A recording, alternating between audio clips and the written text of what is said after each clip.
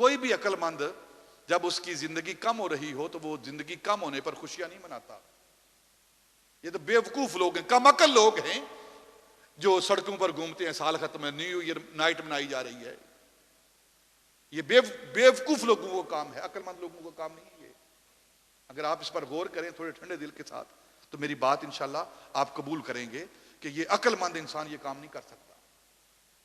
اور ہمارے بچے, ہمارے نوجوان اس دن کیا حرکتیں کرتے ہیں یہ نیو ایئر نائٹ کو.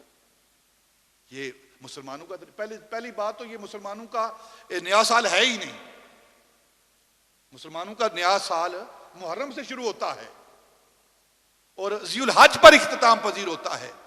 تو پھر آپ یہود و نصارہ کی رسم کر رہے ہیں, ان کے دنوں کو منا رہے ہیں. انہوں نے کبھی آپ کا دن نہیں منایا. اور ہمارے اندر اتنی غیرت بھی نہیں کہ ہم اپنا دن منائیں, کسی اور کا دن نہ منائیں, جبکہ اللہ ہمارا اپنا ہے, رسول ہمارا اپنا ہے, کتاب ہماری اپنی ہے, شریعت ہماری اپنی ہے.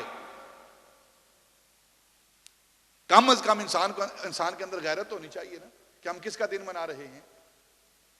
تو یہ آنے والا دن یہ سڑکوں پر گھومنے کا دن نہیں ہے. نیو ایئر نائٹ کا دن یہ سڑکوں پر گھومنے کا دن نہیں ہے, یہ اللہ کی بارگاہ میں سجدہ کرنے کا دن ہے, معافی مانگنے کا دن ہے, اللہ کی بارگاہ میں دعا کرنے کا دن ہے کہ یا اللہ جس طرح تو نے 2020 جو ہم نے اپنے ہاتھوں سے یہ سارا کچھ ہمارے ہاتھوں کی کمائی ہے. اللہ تو ہر وقت رحم کرنا چاہتا ہے, فضل کرنا چاہتا ہے.